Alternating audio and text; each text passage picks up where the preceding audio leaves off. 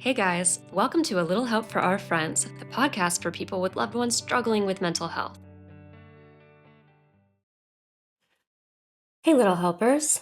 Today we have a different topic, one that I had actually never heard of until a follower of ours suggested it. It's called the drama triangle. And this really kind of blends in well, I think, with what we talk about with a lot of like personality disorder behavior and interpersonal relationships. So I'm going to kick it over to Kibby to tell us what the drama triangle is and tell us how Cool of Mine can help. Yeah, this is a really interesting topic because it's something that I learned in family systems therapy first. So, the idea, in very simplest form, is that when you have a family or close relationships with someone with mental illness that's dysfunctional, often there are three major roles. One is the victim, the person who's hurt, the person who feels helpless, and the one person who wants help. You have the perpetrator, the person who is causing the pain, who has more power and control. And then the third is the rescuer, someone who rushes in to fix it, to save the victim from the perpetrator and try to, you know, fix the whole situation. So, as we're talking about these different roles, what we're really talking about is getting stuck in this toxic dynamic of someone always needing rescuing and someone always fixing and someone always like hurting that really maintains mental health problems in a family and really maintains like toxic dynamics. So if you have noticed that when we're describing these roles, if you notice that this is something that you relate to, like you find that you're always trying to help your loved one who has mental illness and sometimes feeling like you're the bad guy for it or things like that, then this is the kind of stuff that Cool of Mind is made to help you with. So again, Cool of Mind is our online platform and community that will walk you through all the different strategies we talk about for supporting a loved one with mental illness and really supporting yourself. So we teach you how to break toxic patterns, set boundaries, respond calmly when things get hard, and to really support yourself and find your own peace. So, if you're interested, and it's really working with me one on one, and I only have a few more slots open, so I'm just, if you're interested, check out coolamind.com, KULAMIND.com, and click on Get Started. The link is also in the show notes, so you could check it out there. So you could just book a free call with me and just chat about what you're going through, and we could talk about how I can help.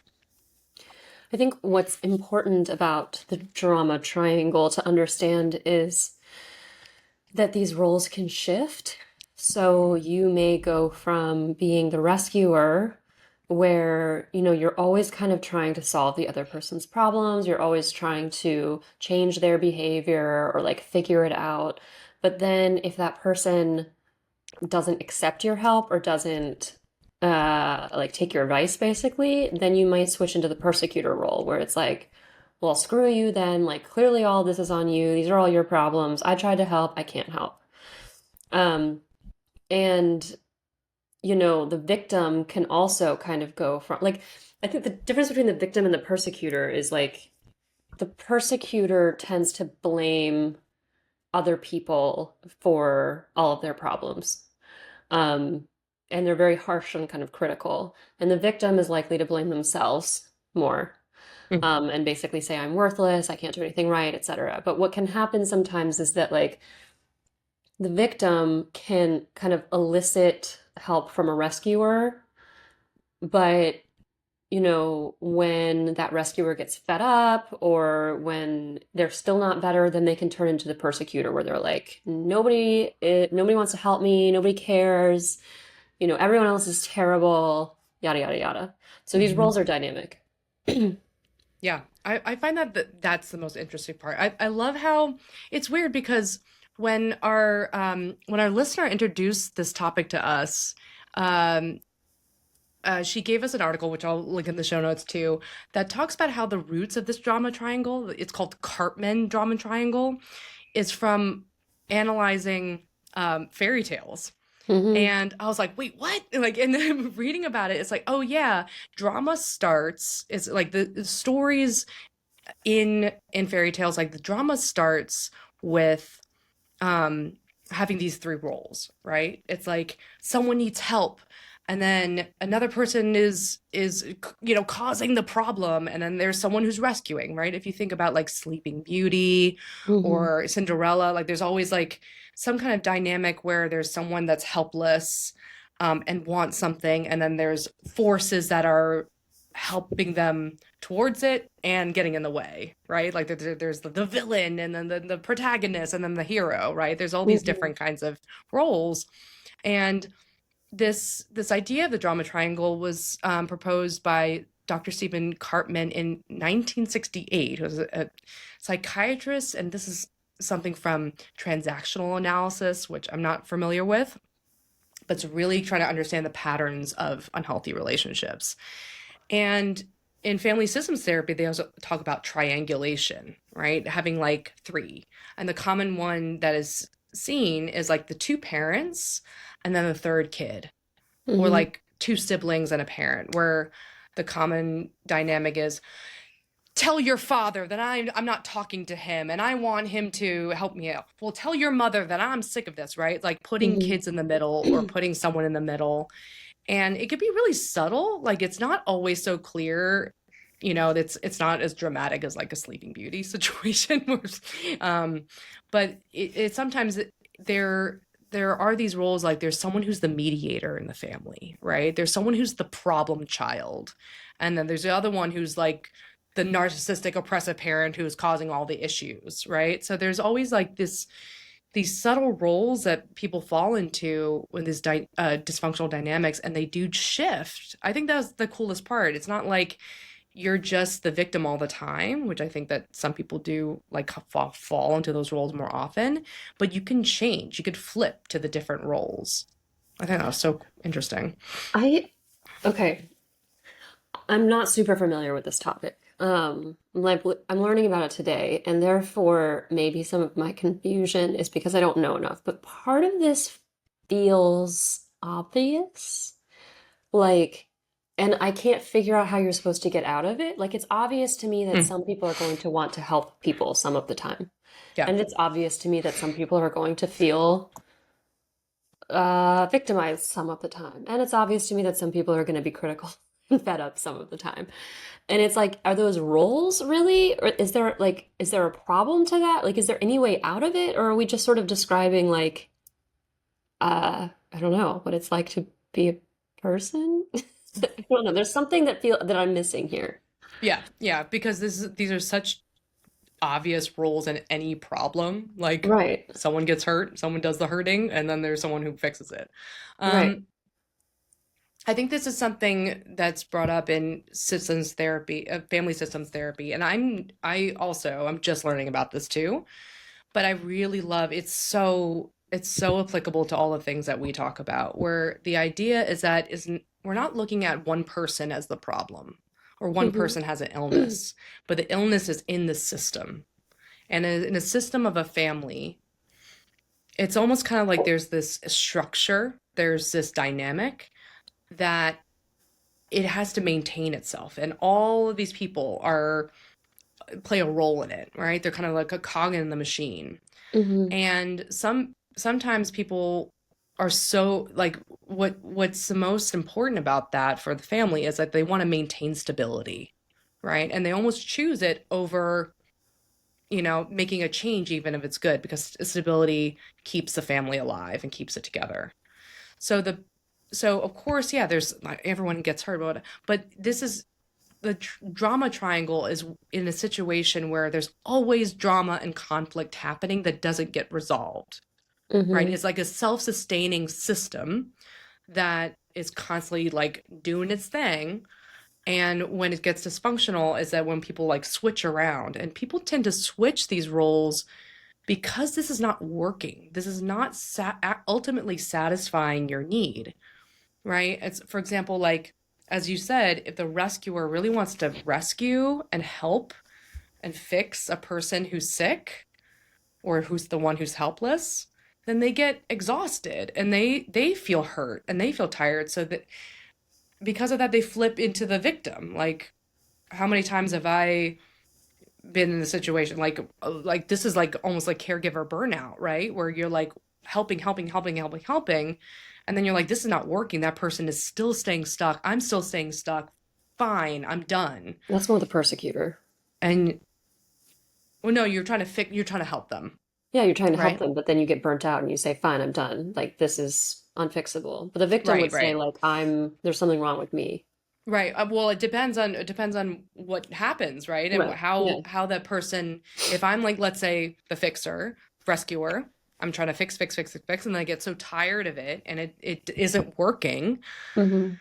It depends on where I want to flip to, right? That's not always clear. I could flip to the victim where I'm like, this is so hard for me. Can't you see how hard it is for me? I'm helpless and I'm burnt out and depressed.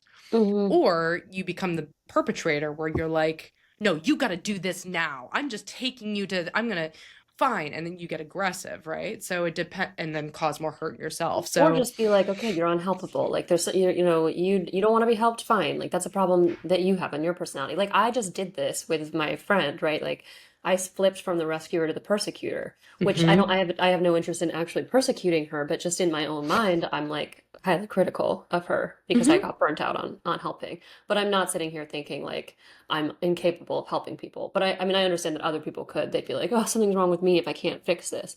And I feel right. like we could do that as therapists, like when it feels like our job to rescue and then we're not able to rescue, and then it's like, oh, I'm not a good therapist. There's something wrong with me. Hmm. Or you go like, oh, I'm like, I've seen actually in that dynamic you're talking about, I've seen you flip to the victim role where you're like, that really hurts me. And I'm like, you bring attention to your hurt, right? And then not fully into the victim, but you talk about your hurt versus like, fine, get away, and then you become the perpetrator of like, I'm the one who abandons. But the difference with you and your dynamic is that it didn't maintain, right? You broke Yeah. out of it. Okay. I mean, I guess I'm kind of like, yeah, like when you try to do something and it doesn't work, you're like, of course you're gonna feel bad and then feel bad for yourself and want other people to listen to you. Like, is that dysfunctional? I guess part of me is like, this makes just normal human behavior seem dysfunctional. Like I don't know who wouldn't be in these roles at any given time in life. Like Right. it, Right. it seems like if It's I'm like, not right. It's not saying that if you're a victim and someone else is a perpetrator, then you're stuck in this triangle for all of time. It's a triangle for a mhm, reason. It's not like someone's hurting you and then you're done. You resolve it. It's a triangle that's maintained the dysfunction and it spins around in its own toxic cycle. It's a cyclical thing. okay, So an example would be I think I think actually I'm at fault at this. I've been in this a lot. I think this feels a little bit more natural to me because hmm, because me being a child of divorce, I definitely felt like in a triangle. I definitely felt like there was some system between me and my two parents that was maintaining dysfunction, right? It hmm, felt productive because, someone was hurt and we were yelling at each other and blah, blah, blah. But there was always like this, we were like glued together with this drama. And the drama was always kicked off by someone being super hurt, someone being the quote, the person who hurt, and the other one was trying to fix it. hmm, Um, and and I definitely in that space felt like sometimes I was the victim of my mom's like, my mom's stuff, hmm, the fights and stuff. And then I was running to my dad for help, and my dad would call my mom, being like, "How could you do this to our daughter? Stop hmm, it!" Blah blah blah. And then she would get hurt by my dad saying things, and so she'd be like, "Oh, I'm so hurt because what he did." And then I would actually have to go back to her to make her feel better because of yeah, the hurt that she got from my dad, right? hmm, So it wasn't like, oh, okay, we all talked this out and we figured it out and we're going to move forward. And it was a triangulation of everyone playing a part of hmm. maintaining a pain Okay, that's by helpful. and what's interesting is why they shift is because it doesn't what this triangle doesn't do is meet emotional needs in the long run. It Hmm. doesn't help you grow. but also the shift shifts away from a painful reality. So it's almost kind of like a weird avoidance strategy to shift into the different roles. And I'm still trying to digest what that means, but it's basically like if the role isn't working, they shift to another part to kind of like step out of Well, that yeah, I mean, unmet need. if you imagine somebody who's narcissistic, then they are likely to be a persecutor much of the time. They're likely to be highly critical, feel entitled, think that every problem in their life is somebody else's fault, right? Because they can't look inward. Hmm. To then as soon as like narcissistic injury happens, so somebody criticizes them, then they flip hard into the victim role. Hmm. Um, I can't do anything right. How can I can't feel this way. Da, da, da, da. Da. But then also kind of it seems like waffling between persecutor and victim. I mean, I think that's kind of partly what confuses me is that both the persecutor and the victim seem like victims to me. What do you mean? Well, the persecutor saying everything is somebody else's problem, but that's kind of like saying my problems are somebody else's problems. But the Uh-huh. victim says my problems are my own problems. But both of those two characters seem like victims to me. You're either a victim of your own shit or you're a victim of somebody else's shit, but you're still a victim. Yeah. Let's th- problems and pain, probably all three will have it. Hmm. But maybe I'm seeing this as like who has power, Hmm. right? Perpetrator is the one who has power and is trying to Hmm. fix problems and their pain through power and control over the victim. The victim feels like they're powerless. It's kind of like when we talk about this in with people with borderline personality disorder, how they can flip from active passivity to, being like the competent one, or it's like, Hmm. do they have power and control and they're doing things, or are they helpless and hopeless and you need to help me? Same with in narcissistic personality disorder, they flip from grandiose, I can do everything, to the vulnerable, I'm Hmm. nothing and everyone hates me, right? Hmm. And so you have that flip, but then you have a third person who's like mediating and dealing and helping them with trying to get out of this, but really they're not. Maybe they're It just doesn't have to maintaining be a it. third person though. Like what I was reading is that you can have this with two people. It's just that your roles will flip between the three. Hmm. Hmm. Hmm. You were going to analyze my ex. Yeah. What Yeah. what did you Yeah. say So about him? there's a really sad comfort that I have in like being a third party, right? It's like this feeling that I've had in couples therapy when I was doing couples therapy, or with friends who are fighting. It's like you feel comfortable being the mediator, but there's something really familiar and comforting with it. So for example, in your last relationship, when you two were having a fight, You were the rescuer. yeah, sometimes, right? Like one of you would be like, oh, talk to that person, right? Because they're Hmm. not listening. And the problem was that you two weren't listening to each other's feel, like you two had a conflict, right? In yourself, right? Hmm. Like you two should have broken up, right? And did break up. That is But a conflict. right, like there was like issues in the relationship, but Hmm. sometimes you would pull me in or someone else to try to like translate, to try to listen to one Right. and try to talk to the other person, right? And I, I actually said this to I think I forgot who I said this to, but I remember saying, I, I think your ex's like thoughts and feelings were sometimes so aggressive and like hostile that Hmm. I was like, okay, fine, let me let him vent that to me so Yeah. I can absorb that first bit of anger so that he Hmm. doesn't say that stuff to her. Hmm. Right. And so I would have like hour-long conversations where he would just like spew vitriol at me. And then I would like try to validate or try to be like, try to do all my things to try to get him around it. And then eventually I would soften him up and I'll be like, okay, great. Then he could go and talk to her now because maybe Hmm. he's in a more open position.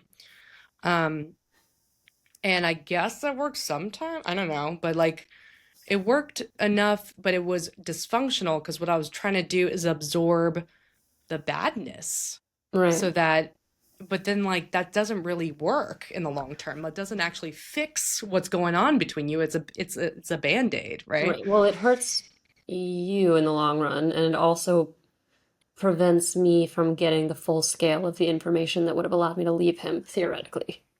Yeah. Like the time that I flipped into perpetrator was when he went on a rant about how he thought you were narcissistic or like all the bad things. And he was Hmm. just like, "Ugh, ugh." And I was like, yeah, she definitely has those qualities. Sometimes she could be narcissistic. Yeah, yep. And then, yeah, she's worried about her looks or blah, blah, I don't know. And Hmm. then he went to you And and was said, like, Gibby thinks you're a Kibby narcissist. said you're a narcissist. Yeah. Right? And suddenly I'm the perpetrator. Hmm. Right? And so I was like, fuck. Like I was like, I know better. I know these roles switch, and that's the key part for everyone listening to this. If you think that you're just gonna be the victim or the rescuer, nah, sometimes you switch to the other ones. And then I've also been the victim. Like when I was trying to mediate with him and then he got mad and then flipped into attacking me or threatening me, I was the victim and I was like, I can't do this. I'm helpless. Oh my Hmm. God. Right. So, Yeah. And and then I was turning then, to you for support. Right. So sometimes it's just like, it's basically pain that's being tossed around between three people. And hmm. really what needed to happen was that you two needed to, like, I needed to step out. You needed no mediators. You just needed to like be with each other and be like, let's work out whatever this is, whatever this Hmm. pain is between us. Like, let's work it Yeah. out I think together. so with BPD, what I was reading is that like what can often happen is they start out as a rescuer, which I'm sure, I mean, they can also start out as a victim, but whatever. But it can be common to start out as a rescuer because they'll see other people who are in distress and remind them like of themselves, for instance. Hmm. So like I just watched this play out with my sister and her ex, I hope to God forever ex, where, they met in rehab, and whenever my sister goes to rehab, she always like highly identifies with the men there. And she always tries to rescue. Because it's a good place for her, right? Because normally she feels disempowered. And kind of like a victim to alcohol and other stuff. So with him, it's like she rescued him and, gave him her time and her energy and her sympathy. And then, when she would want space or something else for her future, like he would switch heavily into the persecutor role, and then she would flip into the victim role Hmm. and just be like, oh my, like, I guess I have to accept any amount of treatment from him because, I lied or I'm messed up or, whatever the Yeah. case may be. And then he would do something so egregious that then she might become the persecutor for like half a second and then would kind of flip back into the victim role again. Hmm. And it's just like on and on and on. And then he would do this all the time, right? He'd be like, "You are a terrible, lying, alcoholic slut, and you just cheat on me," which the story is way more complicated than that. And so, therefore, I'm going to hire private investigators to come spy on you, and I'm going to stalk you, and I'm going to, hurt you. And I deserve to do that because you keep throwing away my love. How dare you? And so it was that kind of, I think that's the thing is it's like a victim stance that allows him to then perpetrate. Mm. Mm. That's interesting. I think that's an interesting wrinkle about how victimhood can be weaponized to actually Mhm. perpetrate, right? So even the drama triangle might have broken down now and collapsed and be like, you know, you can be a perpetrator and hurt someone by being the rescuer, or Mhm. and perpetrate from victimhood. So wow, this is okay. Way more complex. Way more complex than I thought. Well, this was my ex too, like always flipping between persecution and victimhood. And then, then what can happen is then she feels really bad. or I felt really bad with my ex, right? And then they flip into the rescuer. Hmm. Oh, it's okay. I'm here for you. I love you still. Hmm. Like, I'm sorry I did that, but like, let's not kiss your boo-boo, make it better, Hmm. etc. That's, So, yeah. Yeah, I think it's interesting, and I think that might just highlight that what happens with the shifts. The shifts force the other ones maybe into other roles too, right? Like hmm we talk about this with gaslighting and Darvo, and I've seen them like your relationship where he'll say something to hurt you, you'll be upset, and then he'll go into the childlike victim role and hmm be like, "Oh, it's because I can't. Oh, I'm so bad." And then it would pull reassurance and sympathy and caring from you, right. right? So it just like it forces the other person into the other roles that to see what happens and to try to get needs met by like flipping around. Right, right. I guess part of me though is like, okay, how do we get out of it? Like, if somebody's in distress, I'm gonna find it pretty hard not to make them feel better, and that's not always a bad. I mean, that's usually a good thing, right? It's just in this dysfunctional systems where something else is needed. Yeah, I'm also wondering how does well, now the answer to the question is coming in my head, but I was thinking like, how does this not happen all the time in couples therapy? Because hmm you're literally introducing a third person who's the hmm rescuer, right? hmm And well, commonly people don't like couples therapy because they're like, the therapist was against me. So suddenly, like, Yeah. the therapist would go from you know, the rescuer to the perpetrator, and then sometimes they become the victim when the couple or someone like starts yelling and be like, "How could you, you're a bad therapist. How could you do that?" Right? So it's like couples therapy almost introduces Yeah. this drama triangle.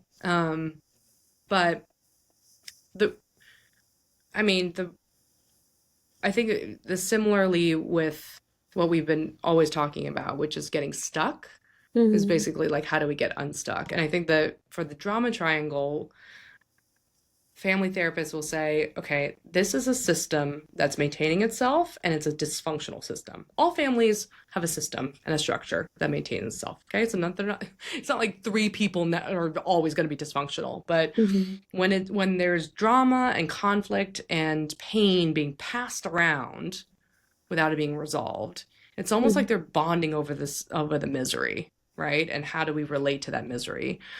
So it really is about breaking up the triangle that gets the change, right? I'm sure you Okay. could change it in multiple ways. You could change a system by changing one of the cogs in the machine, but it's hmm really like family therapists would break up the triangle. And what that looks like is so in one of the family therapy trainings I went to, she said, okay, the triangulation often happens in families where the parents or siblings or whatever, and then there's like let's say two parents are fighting, they're dysfunctional, and then they have a kid. Um, and the kid is the mediator, the go-between. Tell your father, tell your hmm mother, I'm not gonna, right? What happens a lot in that kind of system is like often the kid gets really anxious because that kid is absorbing and involved in a triangle of the parents' pain in their own marriage, right? So they're not getting their needs met as a kid. They're like living in and being raised in their dysfunction as a couple. hmm So what you do is you break up the triangle. You get the kid out of there. You kick the kid out and say, "Parents, you're going to sit and talk about your problems." And then a good family therapist will not take over that role of rescuer, but just like continually hand it back to them and say, I'm not going to rescue you. I'm not going to rescue anyone, okay? Because the triangle, if you think about it as like a control thing, is like one person has all the power, one has not as much power, and then there's a third person trying to mediate the power, right? Dynamic. But it's like, no, no, no, no, no. It's we're not gonna polarize it. Everyone has power here. hmm One person feels hurt, but maybe all of you feel hurt, but you all have to rescue yourself. Okay. So collapse the triangle into a dyad. Like just actually try have people talk about things directly. No, tell your mom this, tell your mom that. No, the parents have to talk to each other about their pain. Hmm. And that's really hard because A, you're breaking up a system. B, you're like, there's nothing to soften, there's nothing to mediate. It's just open yourself up to the pain of what's actually in between you two, Okay, and right? what if it's just two people that are role switching? Like there's no third mediator. There's no. I mean, then it's all the stuff we talk about in couples therapy and communication. It's about both parties taking accountability. It's about Hmm. both parties um, describing their experience and listening to the other person's experience, and then finding a mid ground that satisfies both of their needs. You know, Okay.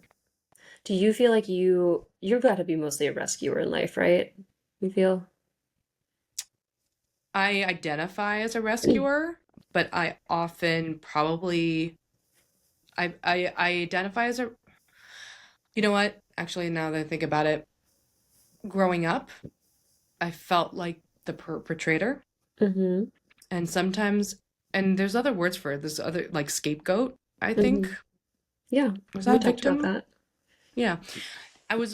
I thought of myself as the problem and like Hmm. causing a lot of the problems, but kind of like reacting to everything. And then I grew up and I was like, I want to shift out of this. I'm going to be a rescuer. So Hmm. I um, became a therapist and like focus on helping people. But Hmm. then I only recently realized how much I probably have been a victim too. I really, I really undervalue my experiences as a victim.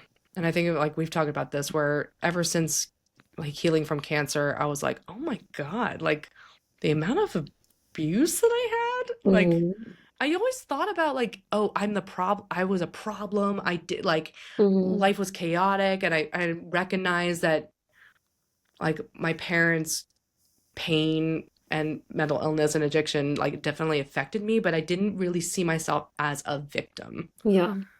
until recently. And I was like, oh, this is all making sense because a lot of my symptoms and the way I look at myself and how much like how much I'm like how much I do things to prevent disaster and feel like bad about myself all the time and like constantly feel like I can't rest because I have to prove myself is like Hmm.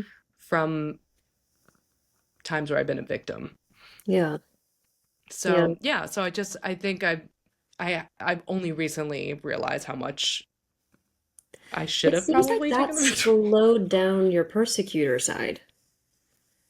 Like to be a victim. you seem less critical, yeah, like more like calmer, um, sweeter. I don't know. I don't know if that's from recognizing that like you've been mistreated. Yeah, I think the perpetrator feels a little bit more comfortable because it feels like I have control and Hmm. power, right?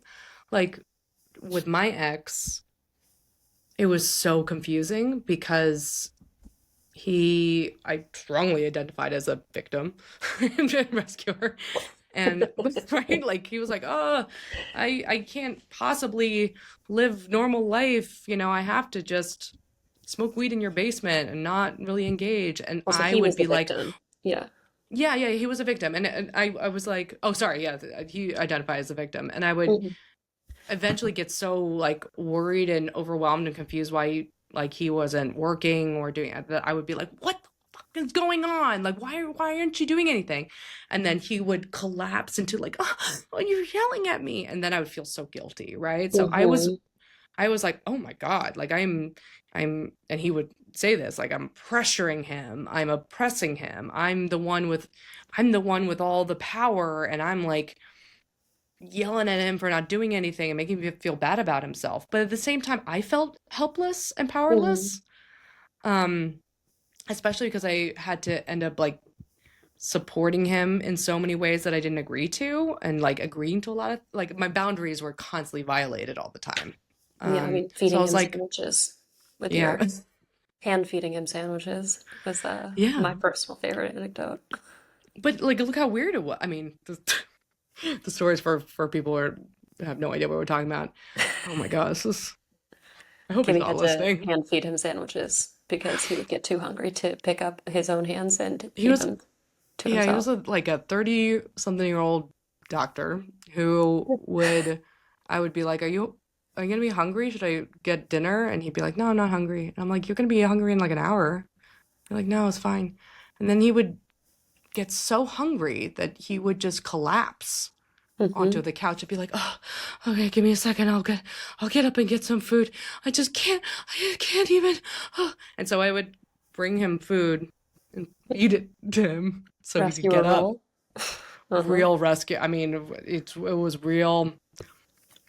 It Hmm. was real infantilizing. Like I had a baby. I honestly, my baby is a lot more like go get him than my ex-husband was. But it made me feel like I had so much power and he was so helpless. And I was like, and so when I felt hurt or confused or whatever, it was really confusing because I was like, but I have all this power and control, and I'm the one who's determining everything, and I'm the Hmm. go-getter alpha, whatever.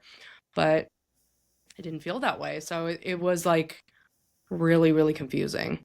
Yeah. And so me being in the persecutor role feels comfortable because I'm like, yeah, I have agency. But then I was like, do I?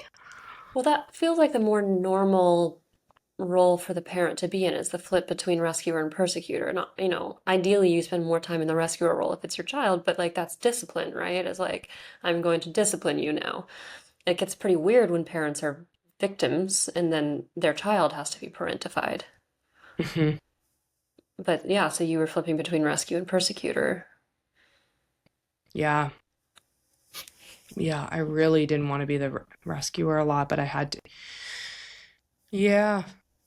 Now that I think about it, my mom would collapse and, be, need physical help, like going to the hospital or like be hurt that I left Mm-hmm. slash was kicked out my house. And she would call me, like, how could you leave me? So I'd have to come back because I would feel so bad about hurting her by leaving. Yeah. Um,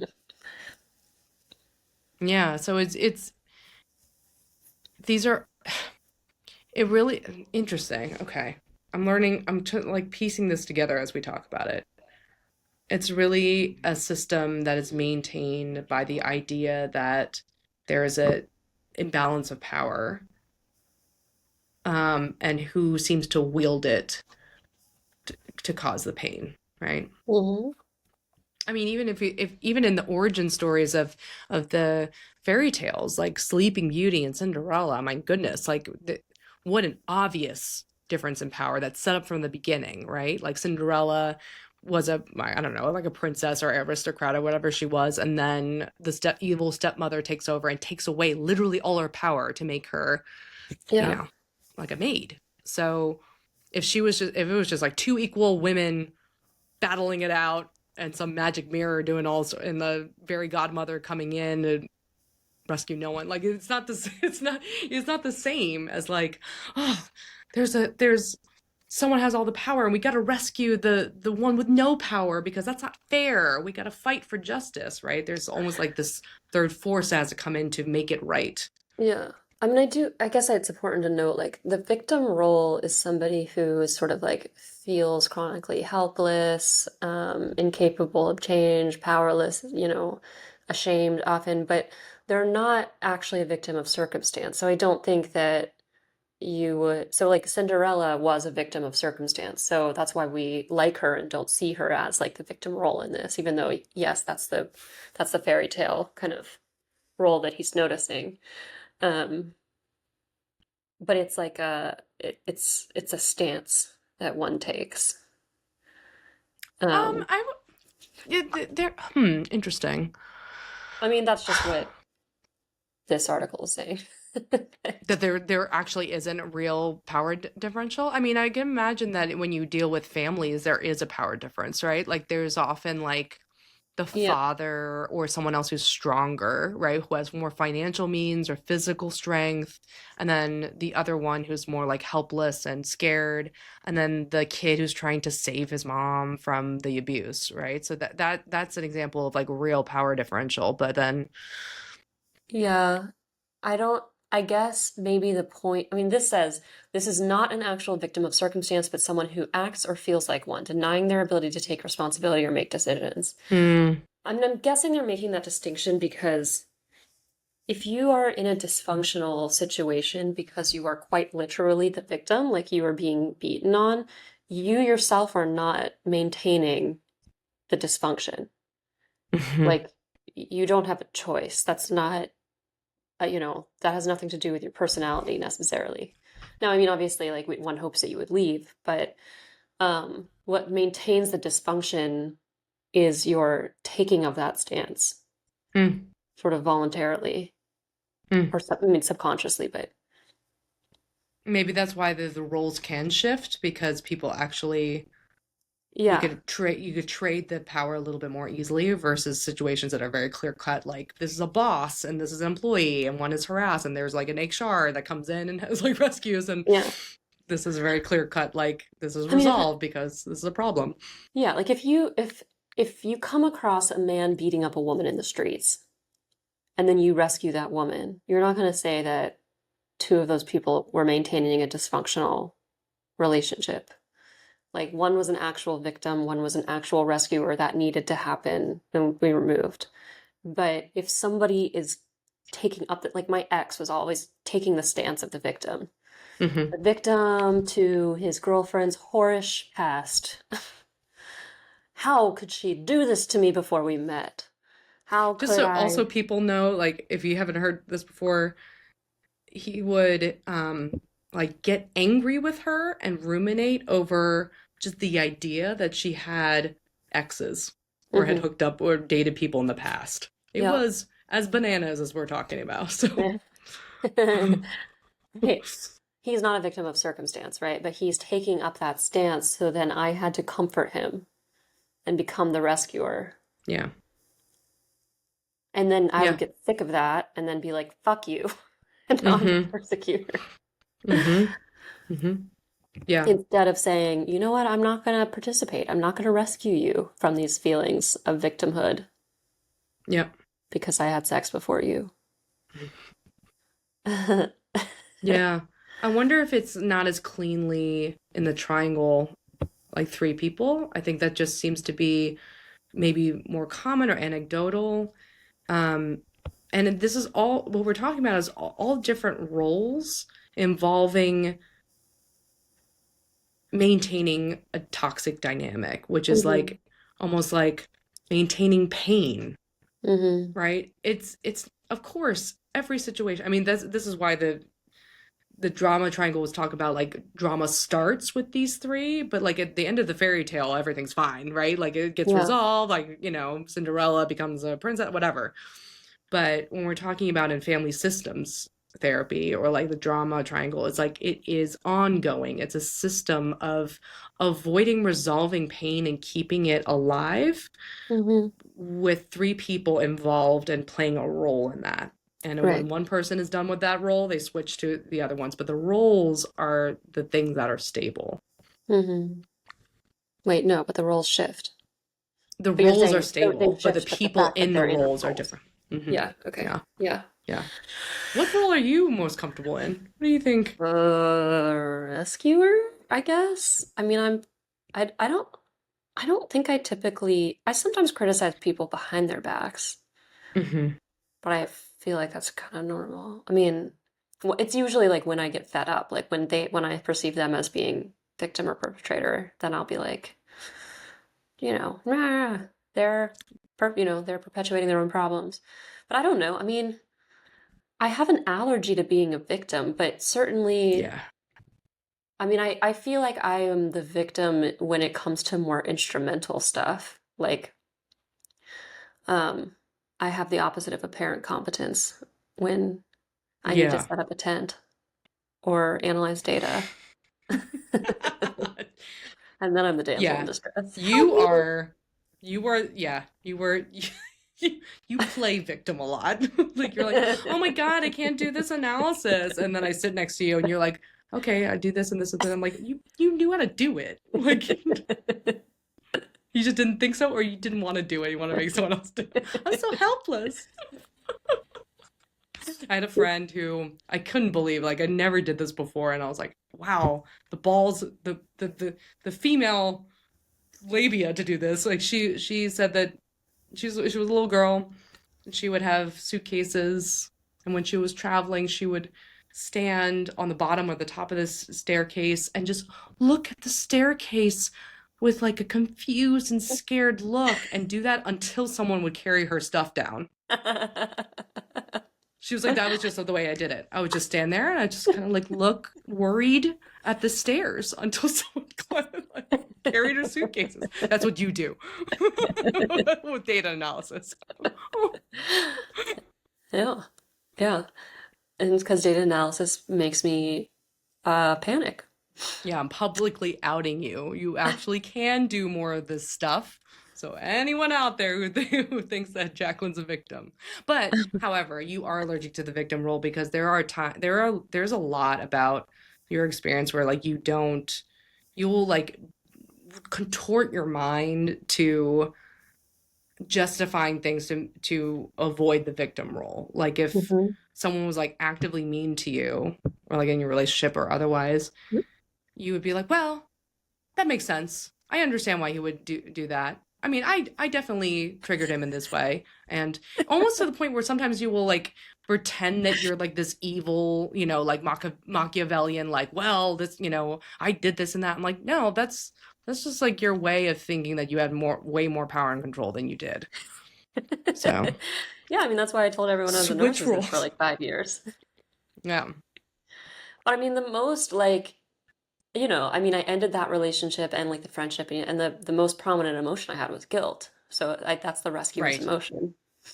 Right. I think that in both of those scenarios, you don't say like that was really hurtful. Like even things Hmm. like sometimes like your family members will say something and like your sister will say something mean to you or like your ex relationship, and you would get angry, kind of like how I would get angry, like how dare you, like why does he think this, blah blah blah, but you wouldn't be like that really hurt and actually I'm kind of scared. Hmm. You'd be like, well, it's because I did have a sordid past, and I'm like, oh my God, okay, like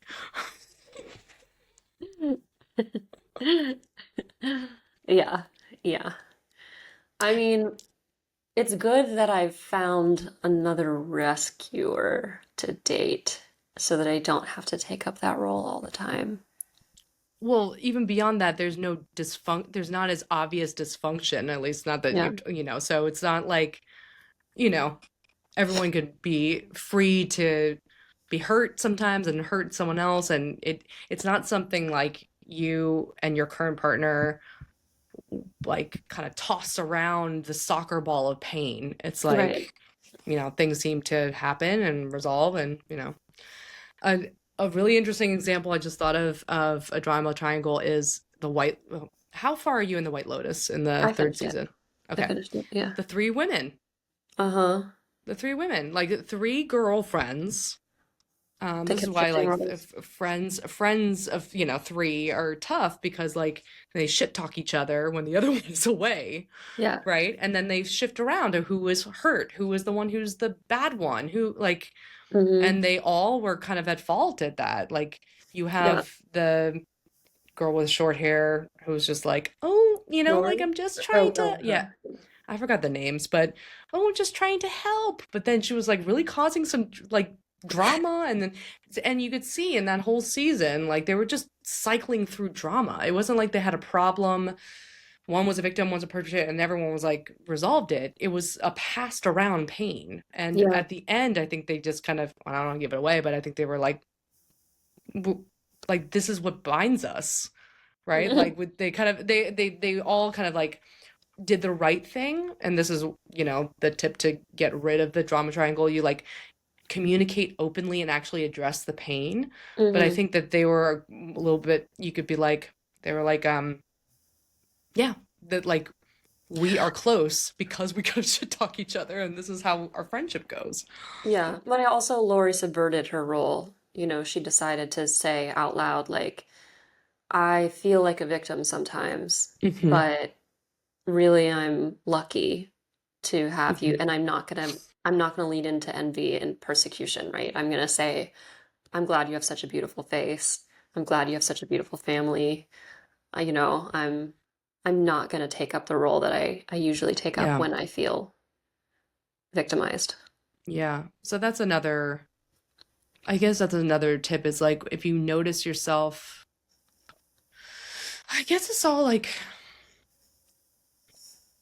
I guess it is stepping out of roles in general. I think that when we talk about dysfunctional families and the roles you play, the problem is you just completely becoming a role, right? Hmm. Instead of being individuals with everyone having their freedom and autonomy and agency, um, it's like there has to be a victim Hmm. where they never admit fault.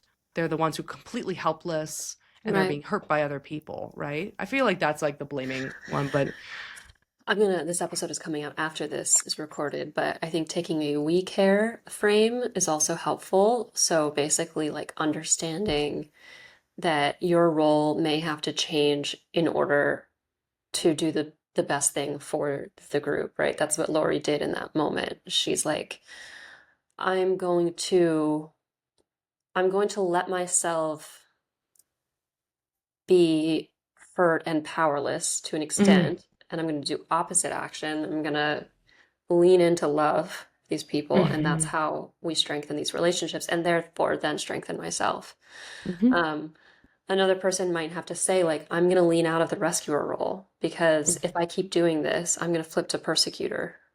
I'm going to get mhm, resentful and exhausted and fed up. And mhm. so it sucks to not rescue, it sucks to deny help, but if I don't, then this person will cease to have my help forever. Yeah. And like to recognize that stepping out of those roles, it's really scary because I think that when you talk about family systems, like the worst thing that you can imagine, especially a child, the worst thing you can imagine is the destruction of the family, right? If I don't mediate between mommy and daddy, my family is going to be destroyed, right? That's a Hmm. lot for like one person to hold. So they're going to maintain the dysfunction just because staying together in pain is worse than like breaking up, right? Yeah. And I can imagine how hard that would be to lean out of like the rescuer role. It's kind of like when we have patients who are in that kind of like victim active passivity. They go, I'm totally helpless, I can't do anything, and we have the tendency to be like, oh come on, here's this other tool, here's this other, like, you I want help. massively overfunction for my patients sometimes, and And I'm yeah, like having to learn how to not do that. yeah. Oh, that's totally normal. That's the roles you're set up with. I'm literally rescue. I'm literally helping you. But Yeah. if the person like is completely denying any sorts of agency and saying, "Well, you're the whatever, and I can't do anything," then it's gonna pull a lot of sympathy and support from you. But Hmm. when that happens, we're supposed to drop the rope, like lean out of the role a little bit, like, okay, I'm here if you need help. What Hmm. can you do? What are things that you're willing to do? All right, like stop working so hard and Yeah. let them, and because there's a system, right? They have to take up the mantle a little bit. They have to take up the agency and go, well, in order for us to stay connected, you're leaning out, so I have to lean back in a little bit. So, It's funny, I'll notice it in myself when in session I'm like happy to overfunction. Like, yeah, let me help mhm, you. I'll come up with this. Blah, blah, blah. But then in supervision, I'll sound very frustrated about the patient. mhm, Um, and yeah, I've been told like it seems like you're doing too much work here. It seems like yeah, you're frustrated or annoyed. And I'm like, but yeah. I don't feel that way with them when I'm actually with them. Hmm. But Well, yeah, because as we're saying, like, of course, you being in a helping role and them being a victim is like normal. But right. what's frustrating is that it doesn't lead to growth. Right. I think that's when you know there's a dysfunctional system, is when people don't have in that system the autonomy and freedom and agency to grow, Mm-hmm. right? You're stuck and you're arrested in the development. So it would be different if you were working, and then they go, wow, thank you so much. I took your advice. I listened to you. Like, you really helped me. Then you're Yeah. like, oh, great. Like, but it's frustrating when you're working, and you're feeling it's almost like you're chasing them. Yeah.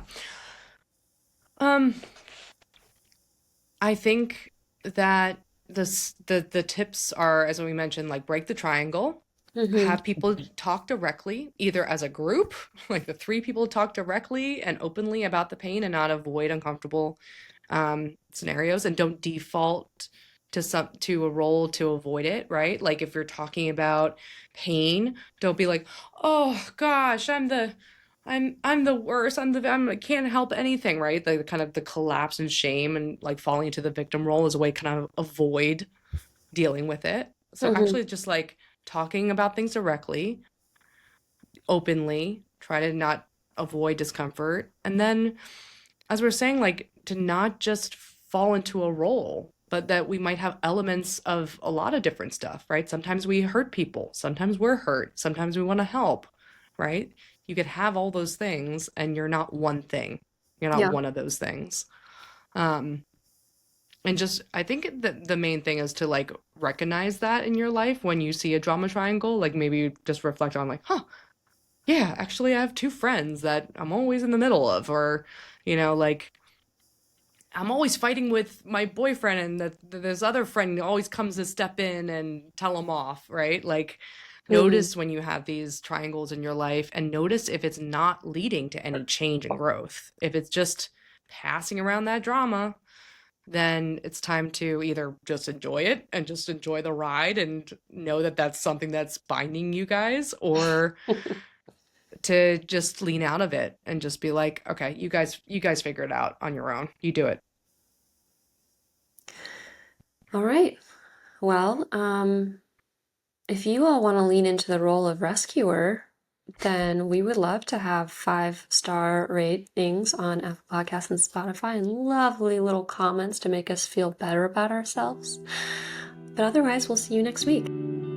By accessing this podcast, I acknowledge that the hosts of this podcast make no warranty, guarantee, or representation as to the accuracy or sufficiency of the information featured in this podcast.